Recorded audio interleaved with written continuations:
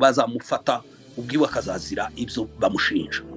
Tugarutse ku kintu cyabaye ejo, ibintu byo kuba hariya daboro hapasinze abantu 8,000, 3,000 ni abakadre ba politike bazoheza imirimo itandukanye, nibo n'abantu 300. Ibindi bihumbi bisigaye munsi n'abasirikari bagomba gufata intwaro bakaja ku rugamba.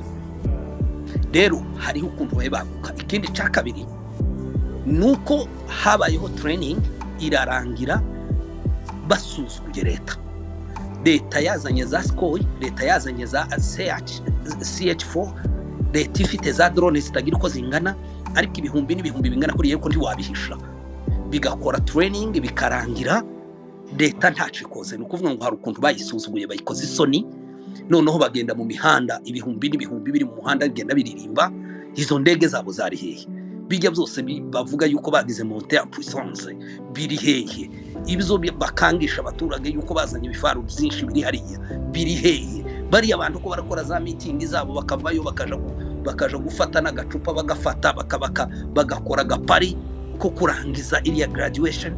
Leta iraho ngaho muri kiriya mu mwanya bari bakwiriye kuba bazi yuko bari abantu bazabikora, yewe yabari leta ifite imbaraga ikaba yabiburizamo. Rero kariya nagasuzuguro n'ukwerekana kuko kera bamaze gutsinda daboro, bamaze gusanga nta leta ihari, biriya byose n'iterabwoba ariko nta gihari. Hariya njyewe narabibonye ejo ndavuga ati koko leta barayisuzuguye bayihinduye imbwa, kandi ndabizi kuko uno munsi rwose hariho abarwaye depression kuba barabonye biriya byabaye ku manywa y'ihangu. Ntabwo rwose bifatira za mikoro baganira, abantu baraho bahe batera indirimbo ari guhamiriza de ma part. Zatanze message nini, message batanze ya mbere, batanze message kuri leta bayireka yuko nta bwoba bayifitiye message. Ibi nibyo bigira abantu mu buzima, nuko abantu baganira tugahana ibitekerezo. Njyewe byendi porsa zanjye 10, undi akazana iziwe 20, kugeza ubwo tuba tugeze hejuru kugira ngo twumve neza ikibazo. Hano kuri topic yanyu ivuga yuko intare za Sarambwe zikomeje kwagura imbago vive M23 FC. Rero ino topic ni nziza cyane yuko ni bigaragara buri wese, abantu bose bari kuri social media nibyo bahe bareba, nibyo bihe bivugwa, n'abadashaka kubivuga ko baravyirengagiza kubera kuko batabishaka, bitabanejeje mu mutima wabo, ariko nabo babibonye. AFC M23 baje ari igisubizo kigomba guhagararira akarengane k'abantu. Ni ukuvuga ngo baje hariya baje kurenganura akarengane kabariya barengana, yuko hari abantu bacinyizwa, hariho oppression y'abantu bake usanga ibo badahabwa agaciro, cyane cyane abatutsi bose bo muri Kongo. Kuri barya njyewe bavuga yuko abatutsi n'abanyamurenge twese turi abatutsi, abadashaka kuba bo bagende biyitira irindi zina, ariko iryo niryo zina twasigiwe na basogokuru kuva tukiri batoya. Twese iryo niryo twabwiwe, tuzarigumana tunarisigire n'abana bacu. Iyo rero hariho ubwoko bumwe, abantu bamwe bari targeted, bega bashobora kuba ari bo bonyine bibasiwe, bagashaka kwishwa, kurimburwa, gukurwaho, kwirukanwa mu gihugu, gusenyerwa, kuribwa ibyabo. Tiyabeho leta ishobora kubarenganura, tiyabeho leta ishobora kuza ngibavugire, hatariho leta ishobora kubarinda, hatariho leta irinda ibyabo. Muri ico gihe nico gihe havukaho abantu guhaguruka no kwirwanaho. Bariya bose bo ba M23, bo ba AFC, bo batwirwaneho n'abandi, bariya bose ni batwirwaneho. Yuko ijambo twirwaneho ni izina, ni ijambo rikomeye, n'umwivuri ushobora kujamwe ibihumbi n'ibihumbi byo bashaka kwirenganura.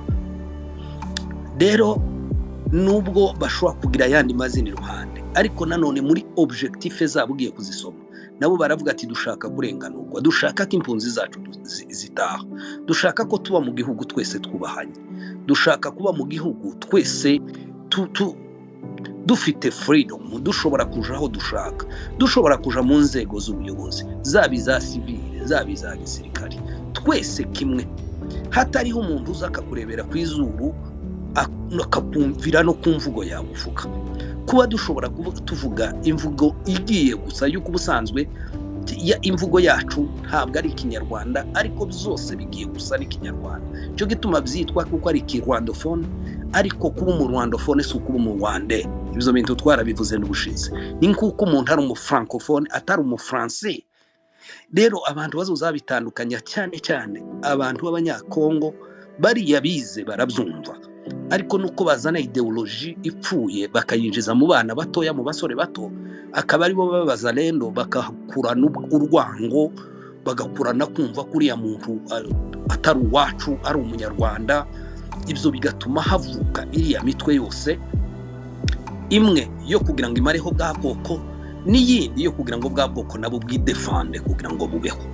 Ibi byose nibyo byagiye bizusa biriya, nicyo gituma hariho imitwe ibihumbi n'ibihumbi. Gusa suko iriya mitwe yose, ndaza kugaruka kuri iyi topic, suko iriya mitwe yose irwanira kubaho kwabo. Imyinshi ni imitwe yagiye ibakreye n'abari abayobozi. Buriya nta muyobozi n'umwe uri Kinshasa utagira umutwe wiwe ugomba kumurengera.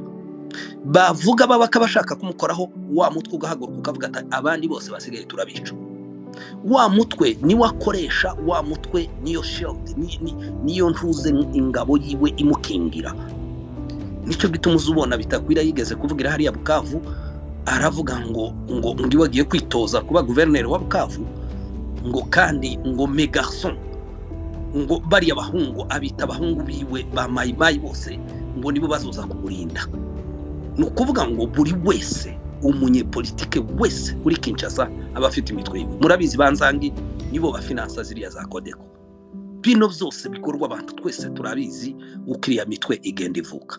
Ariko rero havuka umutwe wo kugira ngo wiramire, iyo ni mitwe imwe irengera bariya, ariko kandi igasubira ikagaruka ikaza kurya inka z'abatutsi, ikabica, ikabangaza, ikabasenyera, igafata ibikuyu byabo, igafata amaparasere yabo, ikabinyaga, ikabishimuta, itabiguze. Nicyo gituma bigeraho bikabyutsa intambara zitavaho. Bariya basore bacu nabo bakavuga ati no, ba data na ba mama ntabwo baremewe gushinjwa no gupfa buri munsi, gutega amajosi. Natwe reka duhaguruke twirevolte kugira ngo natwe tuvuge ijambo ryacu, tubwire amahanga yuko duhe turengana, duhe dushira. Dr Alex yarabivuze ubushize, aravuga ngo ubu nyine mwisi amoko abiri gusa niyo ari mu nzira yo kurangira epilation yabo. Ni ukuvuga ngo n'abatutsi bo muri Kongo n'abantu ba Neymar. Ni ukuvuga ngo ayo moko abiri ari mu nzira yo kurangira, hatagize igikorwa ayo moko azibagirana kuri iyi si. Nicyo gituma abantu bahagurutse, abantu barahaguruka, twirwane irahaguruka kugira ngo irengere wacu hadashira. Murabizi byari bimaze kubi wacu. Nanone M23 irahaguruka, aho bigeze ubu nyine noneho bigeze kuri AFC yaje twavuga kuko n'Imana yayizanye. AFC yaje kugira ngo itere imbaraga ndetse na rezo zindi zikomeye zo kumvisha amahanga. Mubirebye mwenyine hoba kuri social media na hehe, umunsi AFC yidekarara habayeho changement ikomeye. Ubwoba bwarateye leta, batangira guhamagaza abambasaderi baza Kenya ngaho bakoreye amadeclaration, intambara ziraba, abantu babaho kwisobanura, nuko bari bagize ubwoba bibigiye gukorwa. Hariho ubwoba yuko babona ihaye yagura imbago mu buryo bwa politike. Tubanze tureke tere, tubanze tureke kuba barafashe kariya gace kose. N'abandi bose d'abord AFC yaje baramaze gufata heje hani, nimbe hariho hatoya gusa bigiye imbere, ariko aho bari niho bakiri. Ariko imbago dushaka kuvuga ni imbago za politike. Hariho urwego politike yazamutsemo amaeshero menshi, mu buryo amoko yatangiye kureba, baravuga ati alors bijya byose bavuga yuko ari abanyarwanda, nubwo n'ubungu bakivuga ntibazabireka, ariko hari abatangiye kubyumva. Aba bantu bose kari abakongomani, barya bitwa kuko les vrais congolais babo cyangwa les congolais de souche. Noneho ko barabona bahe baza ku bwinshi, barimo kwiripotinga ku byinshi. Mwarabibonye kugeza nejo baza berekana n'abandi baje. Biriya byose byerekana kuko hari ukuntu politike ikomeza yumvikana cyane mu mahanga. Isi itangiye kumva kuko hari ikintu gishobora kuba kiri inyuma y'aba bantu bafite na rezo zifatika.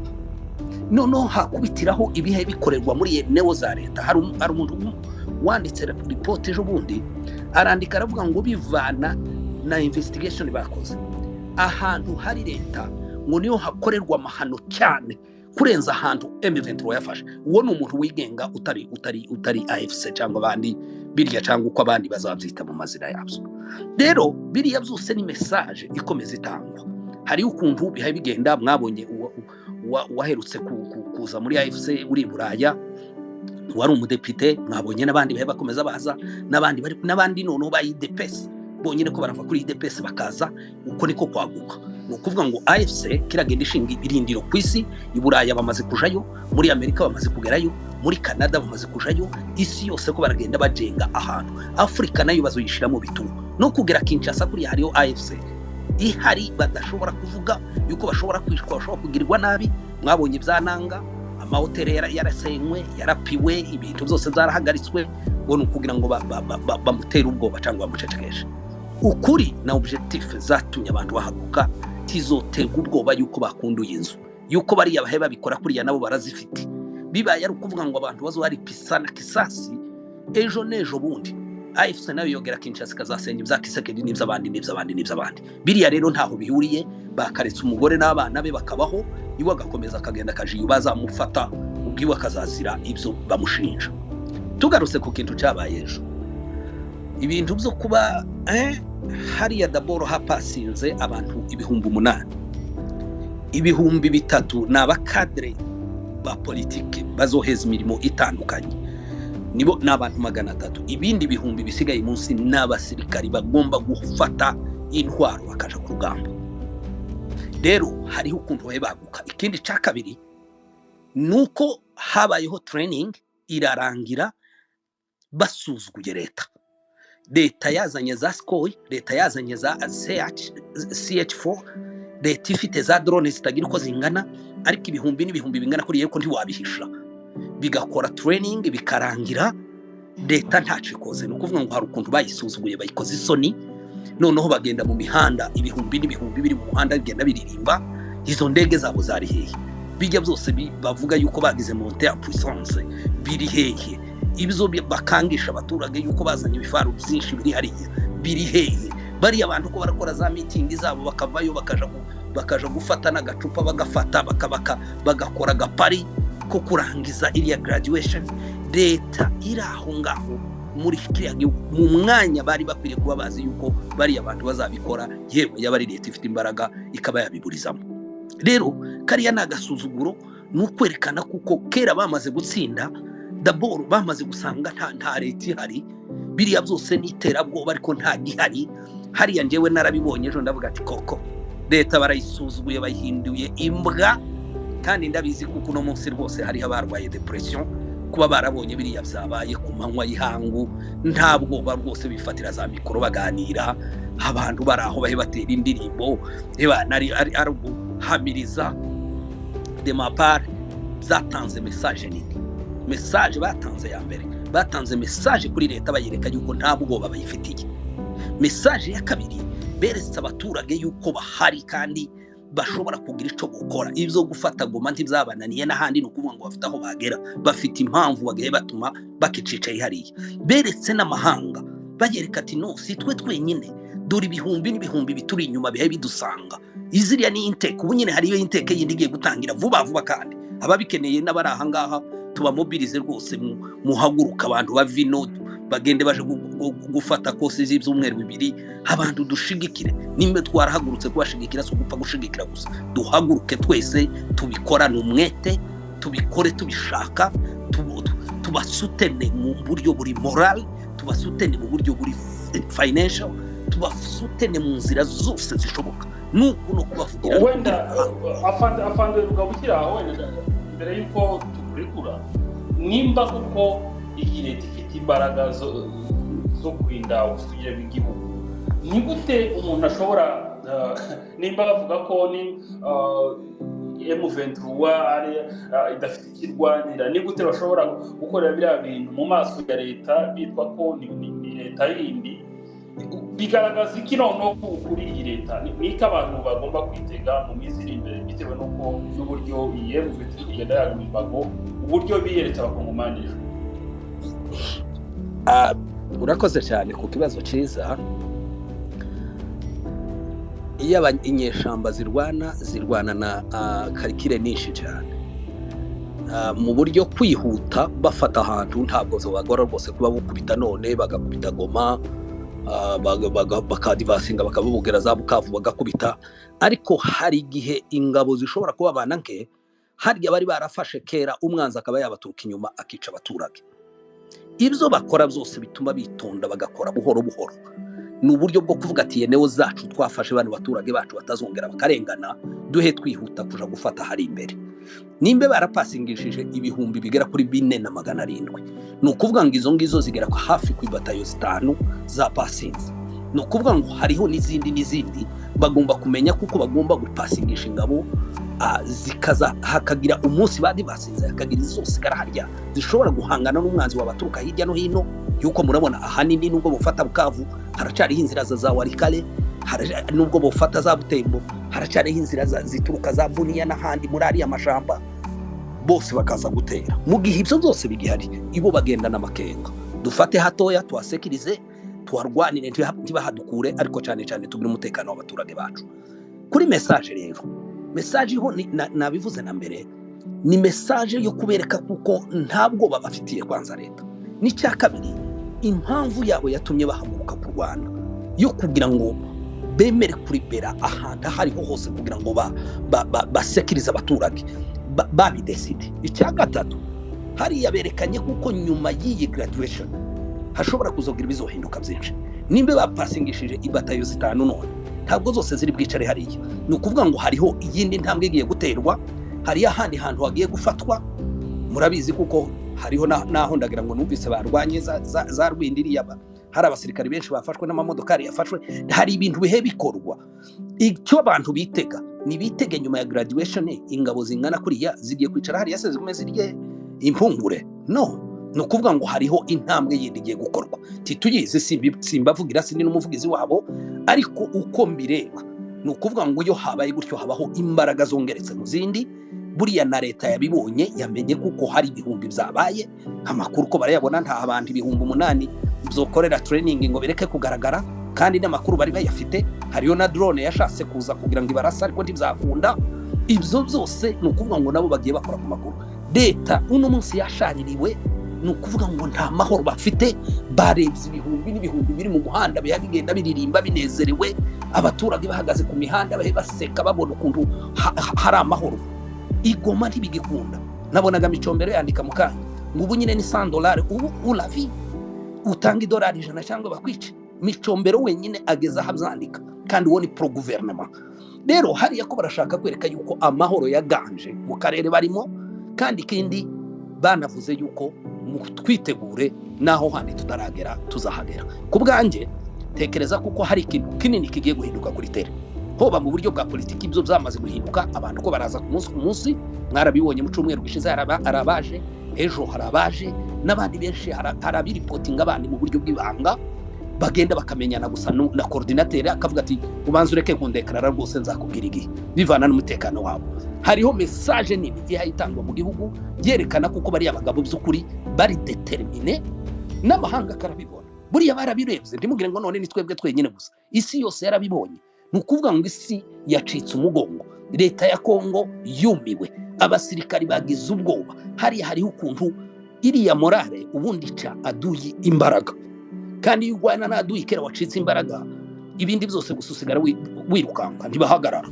Ubu nyine morale yaracitse kuvaho Sadeke yaziye, bananiwe kubakura no ku metero imwe. Bazanye abawagena byarananiranye, bazanye Black Waters byarananiranye. Izo nizo za drone zirigwa mu kirere zidafite ico zikora kugeza none. Baguze imbunda zikomeye zarananiranye. Nukuvuga ngo bari abantu ko baricara no munsi bakavuga ati aba bantu badashobora kuvaho bari eske ntibari wabo. Yuko abahungu umunsi binjira Rwindi babwiye Monisco barayibwira ati twebwe twaje wacu nimba mwebwe mugenda ariko twebwe turi iwacu. Umuntu uri iwabo nta muntu wo murwanya ngo amutsinde, nubwo yogira ese mujye abandi bakagira indege n'ibivara. Ikiza kirwana ni reason, ni impamvu yatumye abana barakara bakaja mu ishamba. Barabiririmbye ejo, iyo abasore bagenda bagata ingo zabo, bagata base na banyina, abana b'abakobwa. Mwabonye umukobwa wo muri Shaba yaravuze ngo tuko njiani tunakuja. Umukobwa wo muri Shaba w'umukatangezi yafashe ijambo ejo, yari yambaye teni, aravuga ngo Shaba mutwitegure turaje. Ni ukuvuga ngo hariyo message nini yatanzwe. Leta yagize ubwoba, hariyo akantu kabakozeho kubona ibintu bihe bikorwa ku manywa y'ihangu. Leta ndigire n'iki bikoraho byitwa ngo ya monse en puissance. Ivyo kuri barayisuzuguye mu bitekerezo. Njewe nuko nabibonye bikurikirana na ziriya audio na video, rwose nabonye leta barayisuzuguye bayigeza hasi. Naho ibindi reka dutegereze bizokorwa ntitubizi, ariko ivyo ngivyo njewe nivyo natekereza. Murakoze cyane. Yarakoze cyane Afande Kapiteni Rugabo. Reka noneho dufate TJ, nimba utwumva wafungura mikro. Urakoze Genzo, Fidel n'abandi bose barimo kudutegera mugize neza. Intare cyangwa se coalition iriya passing y'ejo cyangwa se rwa rugendo rw'ejo bakoze, hari ibyo bigaragaza byinshi. Bigaragaza confidence bafite, bigaragaza kuba ubona nkaho kabisa barimo kwigenga neza, bamaze kwigenga, kandi bamaze kugarura imitima y'abaturage, bamaze kugarura abaturage mu nzego zose zishoboka. Biriya rero impamvu iyo confidence bayifite, ntekereza ko n'abakongomani hafi ya benshi umubare muri abakongomani bamaze kumenya ukuri, bamaze gusobanukirwa akarengana abakongomani bamaze mu gihe. Jewe ntekereza ko Kongo mu bakongomani benshi abamaze kumenya ko kubangamira ubwoko runaka bitazabahesha amahoro nabo, kubangamira agace runaka k'abantu bitazaba nta terambere, ruswa yamunze igihugu, ntaho bazagera, imihanda ntizubakwa, amashuri ntazubakwa. So hari abakongomani benshi bamaze kumenya ukuri kandi bamaze kuruha na leta zose zasimburanywe, leta zose zitwaza abaturage, zikica abaturage, zikanyaga abaturage, zikitwaza ibyo bintu byose ari ukwiba igihugu, ari gusahura igihugu. Umuntu wese aho yava aturutse ca Kongo, Kongomani, aho yaba ari hose, igihe yahaguruka afite ubutabera bwo kubanisha abakongomani bose, uwo nguwo nta kibazo. Akenshi uzasanga abantu benshi usanga bavuga ngo ibo ntiyayoborwa n'umuntu n'umushinga, ntiyayoborwa n'umubakongo, ntiyayoborwa n'umukatange. Akenshi usanga abo ngabo n'ubundi ni babandi nabo niyo bagera amahirwe kuja kuri ubwo butegetsi nta butabera bazana, nta nico bafasha abaturage, ntaho baba bataniye n'ibisambo bindi n'abicanyi bindi baba bashaka gukuraho. Ariko hari igihe kizagera, ibi ngibi ni by'abantu bahora barwanira buri gihe, hari igihe kizagera muri ayo moko yose, muri moko 450 cyangwa se arenga ari muri cya gihugu, hari igihe hazaboneka umuntu uzaridinga revolution izafasha abakongomani bose, ejo tukibona mu gihugu twese igihugu kizima, kandi igihugu cyacu kitanacicemo, kitanagize ni za balkanization birwa baririmba igihugu ku buryo umukivushya azaza hariya azenguruke Kongo yose, president umuco wiwe wose kuri televiziyo y'igihugu, twese twubahane, ubaho umuntu kwasa, ubaho umuntu kwaresha. Ibyo rero ntago bizagerwaho n'ubwoko bumwe gusa bw'agace runaka, ibyo bizagerwaho n'abakongomani bose muri rusange. Bizava mu bana b'abakongomani, mu moko yose y'abakongomani, uko baresha, imico yabo yose kuzaba imeze. Hari igihe kizagera bikazahinduka, habe n'ubwo ejo twabona iyi coalition igiye yamara kugera ku butegetsi twabonezanya ibindi bizanze bikunze, hari yindi zahaguruka kurwanya injustice mpaka twese twazibona mu buryo bukizima. Hari ingero nyinshi zahandi byagiye biba, ariko ugasanga mu by'ukuri intambara imaze imyaka myinshi, yewe n'imyaka 100 igafata niyo myaka yose abantu bari mu karengane za apartheid n'ahandi hose, ubuslave n'ahandi hose, n'izindi ntambara zagiye zibaho zagiye zifata imyaka 30 imyaka 20 intambara zo muri Angola n'ahandi zamaze imyaka myinshi na za Sudani, ariko ubona byibuze hari aho byagiye bishoboka, ubona ko hari abantu bahagurutse bose kandi badashingiye kwivangura, bakumva ko bagomba kuzana movement cyangwa se bakagira revolution y'igihugu izafasha abantu bose. Hari abakongomani bamaze kumva ko umukivusha adafite amahoro nawe wakinshasa ntago bagira amahoro. Hari namaze kumenya nyine ko izi ruswa zose zamunze igihugu n'akarengane kose kabaho, nta hantu Kongo izigerigera, nta n'uzatsinda undi ngo avuge ngo wowe uzafata igihugu cyangwa se ngo uzagira gute. Abakongomani bashaka guhera kumva ko igihugu cyabo gihomba kubaho gishisa nkaho kirimo ibice cyacitsemo, buri wese yifatiye ahangaha undi yifatiye ahangaha. Abakongomani barashaka kugira igihugu kizima, kandi rero abakongomani bazaba muri abantu bose. Rero biriya byejo binjewe ntekereza ko hari confidence biri inyuma, bitewe nuko iriya coalition iri mu gukora ibintu bizima, bitewe n'ahantu imaze gufata.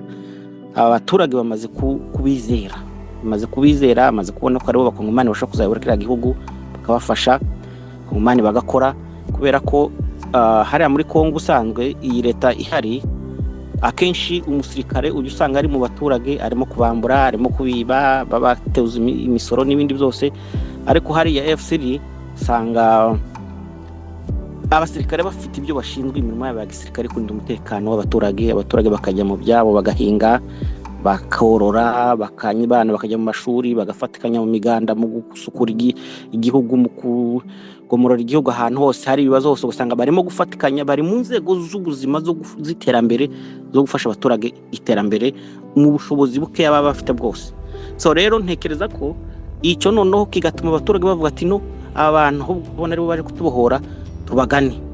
Nta kuntu bavuga ngo abantu bajoyininze barenga 8,000 mu gihe gito kingana kuriya, ni ikigaragaza yuko abantu barimo kumva politike ya coalition. Ikindi na ahantu retiri hariho karengane kenshi, abantu baricwa, kandi noneho bakicwa atari kuvuga ngo ko barazizwa politike, ugasanga ahubwo abantu ko baricwa bazizwa ubujura, kandi abasirikare bakaba bafite inzara ntibahembwa. Noneho ugasanga niyo leta n'ubundi ni ya leta ya ruswa, amafaranga yakagombye gutabara abasirikare, ngo ifamiye z'abasirikare ziri ku rugamba n'ahandi hose, ugasanga amafaranga aranyurujwe agiye mu mifuka y'abasebuja babo nyine. Ugasanga noneho abakongomani nta cyizere bafite n'ubundi iyo leta. Ugasanga umuntu akorera igisirikare amaze imyaka n'imyaka, yarakomeretse, yapfiriye igihugu, ariko umuryango we wasize ugasanga n'ubundi barishwe n'ubukene, nta butabera n'ubundi babonye. Noneho ugasanga ibyo byose bigatuma abakongomani bacika intege, bumva ko bajoininga AFC. So noneho rero ikindi ni ukuba leta yarafashe bari abasivile bose, bari abamayimayi, bari abicanyi, ikabazana ikabashira hariya mu buyobozi, bakaba in charge y'umutekano w'abaturage. Ariho izi ngaruka zose ziri z'amabariyeri, ubwicanyi, kugambanira. Hari abakongomani bamaze gupfa benshi hariya kuri Goma, hari famiye nyinshi zimaze gupfusha abantu, just kuba wifitiye agafaranga kawe, just kuba uri muri famiye y'ikize imeze neza hariya kuri Goma, abantu bakaza bakakwinjira. Mwese mwabonye famiye kuntu zaga zinjira hariya muri Goma, abantu bakaza bakabatwara, cyangwa se bakaza bagasahura buri kintu cyose, bakaza bakagutwara buri kantu kose. Bitwa geto babona n'amavideo hari. Kwa kundi nyine ugasanga umuntu yishiriye kamera yiwe ku gipango ciwe, ariko ugasanga nyine binjiye abasirikare ni n'amare abenshi bakanga babuza umutekano, kuvuga ngo n'ufite akantu kiwe n'uwikorera n'usa neza, kumva nyine nta mahoro afite. Kumva rero abaturage bakabuzwa uburyo muri ubuzo zira zose. Noneho bigatuma rero abakongomani bajoininga AFC, kumva ko bagomba bakeneye umuntu ugomba kuba kombowa, umuntu ugomba kubakura muri buriya buzima leta barimo. Kandi ahantu leta iri usanga akenshi harangwa n'uwo mutekano muke. Ikindi ni imirongo ya politike AFC genderaho, umurongo utari mu ivangura. Noneho ugasanga abantu benshi mu by'ukuri batangiye kumenya ukuri uko zabimeza kose. So rero leta yo nta gushidikanya, benshi bagiye babivugaho, leta yo imaze gutsindwa.